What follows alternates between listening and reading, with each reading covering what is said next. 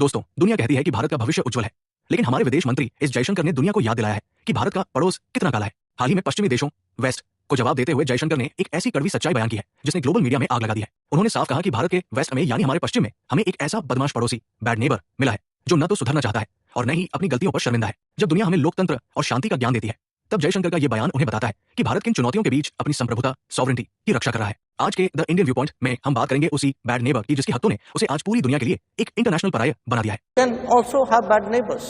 Unfortunately, we do.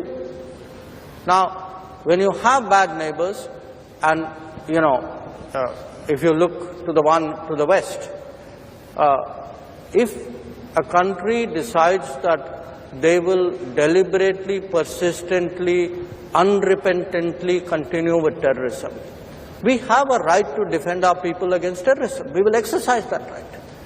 How we exercise that right is up to us. Nobody can tell us what we should do or not. We will do whatever we have to do to defend ourselves. It's a common sense proposition. Now, again, as I said, a lot of it is goodwill. Many years ago, we agreed to a water arrangement, water sharing arrangement, because the belief, the underpinning of that was, it was a gesture of goodwill, because for good neighborliness we were doing it. But if you had decades of terrorism, there is no good neighborliness. If there is no good neighborliness, you don't get the benefits of that good neighborliness. You can't say, I will, please share water with me, but I will continue terrorism with you. That's not reconcilable. लेकिन कहानी सिर्फ जयशंकर के बयानों तक सीमित नहीं है। अब जरा पाकिस्तान के उन बुद्धिजीवियों की परेशानी देखिए जो भारत की कूटनीति को समझ ही नहीं पा रहे हैं। एक तरफ जयशंकर ढाका में बांग्लादेश के स्पीकर से हाथ मिलाते हैं और दूसरी तरफ पाकिस्तान को बुरा पड़ोसी बताते हैं। कुंवर चीमा और आरजू काजमी जैसे लोग भी इस विरोधाभास पर सवाल उठा रहे हैं। अच्छा मैडम, ये बताएं, नए साल में आपको तोहफा दिया डॉक्टर जयशंकर ने। एक तरफ वो ढाका के अंदर पाकिस्तान के जो वो हैं स्पीकर साहब से हाथ मिलाते हैं, वापस दिल्ली आते हैं तो कहते हैं पाकिस्तान एक बुरा नेबर है, हमें अच्छा नेबर नहीं मिला, तो हम क्या करें, रोना धोना वही। कैसे देखती हैं आप इसको? ये इंडिया के बारे में जो बात है कि जी वो कहते हैं जी पाकिस्तान बुरा नेबर है, ये ऐसा नेबर है जो नहीं होना चाहिए था। What do you make of that madam? पाकिस्तानियों के बड़े दिल टूटे हैं इस पे। पाकिस्तानियों के पास दिल है क्या सर? गजब बेइज्जती है। तो सुना आपने, यहाँ तक कि पाकिस्तान के अपने एनालिस्ट भी भारत की इस दो तरफा कूटनीति को समझने में उलझ गए हैं। लेकिन भारत का संदेश साफ है, जो हमारे साथ है उसके लिए दोस्ती का हाथ और जो आतंकवाद पालता है उसके लिए जीरो टॉलरेंस। मेरा ख्याल है डॉक्टर जयशंकर ने ऐसी बात जो कही है तो सर पहली बार तो नहीं कहा, भारत तो बहुत बार कह चुका है कि पाकिस्तान एक अच्छा पड़ोसी नहीं है, पाकिस्तान क्या से हमारी तरफ ये होता है वो होता है, टेररिज्म होती है, पता नहीं क्या क्या सर वो लोग कहते रहते हैं और हम एक कान से सुन के दूसरे कान से निकाल देते हैं। तो अगर हमने अपना एक कान से सुन के दूसरे कान से ना निकाला होता और उस बात को सुन लिया होता तो शायद बहुत सर हालात बदल सकते थे अगर हमने बदलने की कोशिश की होती। बात तो सही है। इतना बता दें कि डॉक्टर जयशंकर इतने स्ट्रेस क्यों नजर आते हैं? वो कहते हैं पानी नहीं पाकिस्तान जाने देंगे हम अब, क्योंकि जी हम गुड फेथ में पानी जाने दे रहे थे। तो ये तो क्वेश्चन है लोअर रिपेरियन का और अपर रिपेरियन का कि वहां से पानी वो ऊपर साइड में, हम नीचे साइड में है। कल को चाइना पानी रोक ले उनका तो फिर वहां क्या करेंगे? लोअर रिपेरियन अपर रिपेरियन फॉर्मूला पूरी दुनिया में चलता है।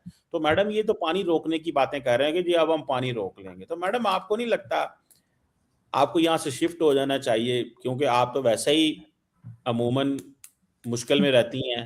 तो ये क्या बात करता है यार? लेकिन बहस सिर्फ हाथ मिलाने तक नहीं रुकी। कुंवर चीमा ने एक और हैरान करने वाला दावा कर दिया। उनका कहना है कि एस जयशंकर इस वक्त भारी तनाव में है। चीमा साहब के मुताबिक भारत जिस तरह पाकिस्तान का पानी रोकने की धमकी दे रहा है वो एक खतरनाक खेल है, लेकिन यहाँ उन्होंने एक चीन कार्ड अभी खेल दिया। तो पाकिस्तान बिल्कुल मुझे मेरी बात तो सुन ले पहले। मतलब मुझे पता है आपको जयशंकर साहब को डिफेंड करना है, अच्छी बात है, करें यार, डू डिफेंड हिम। मैं ये कह रहा हूँ कि ये अपर रिपेरियन लोअर रिपेरियन वाला जो चक्कर है, इसमें वो कह रहे हैं पाकिस्तान पानी नहीं जाएगा अब, ठीक है?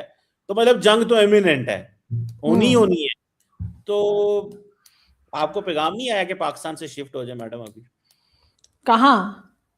मतलब मुझे ये तो आपको पता है होना चाहिए। कुंवर चीमा का ये डर जायज है या सिर्फ पाकिस्तान का पुराना विक्टिम कार्ड? सच तो यह है कि भारत ने साफ कर दिया है कि आतंकवाद और पानी की बूंदें एक साथ नहीं बह सकती। और जहां तक चीन की बात है तो भारत की 2026 की तैयारी चीन के किसी भी वाटर बम का जवाब देने के लिए काफी है। सर भारत जो है अभी तक तो पानी रोका नहीं है सर उन्होंने, ठीक है, वो स्टेटमेंट जरूर चला करती हैं, बहुत अरसे से चल रही हैं, लेकिन अभी तक सर इतनी इंसानियत उनमें है कि उन्होंने पानी नहीं रोका है। लेकिन बात सारी ये बड़ी अच्छी बात कही आप। बात सिर्फ कूटनीति की नहीं है, अब तो पाकिस्तान के अंदर से भी ऐसी आवाजें उठ रही है जो अपनी ही हुकूमत को आईना दिखा रही है। पाकिस्तान के लाल टोपीज वाले जैद हामिद, जो अक्सर भारत के खिलाफ जहर उगलते हैं, आज वो खुद अपनी लीडरशिप पर बरस पड़े हैं, और वजह वही एस जयशंकर का खौफ। पाकिस्तान का फॉरेन मिनिस्टर कौन था? बिलावल इसाक डार। इंडिया का फॉरेन मिनिस्टर कौन है?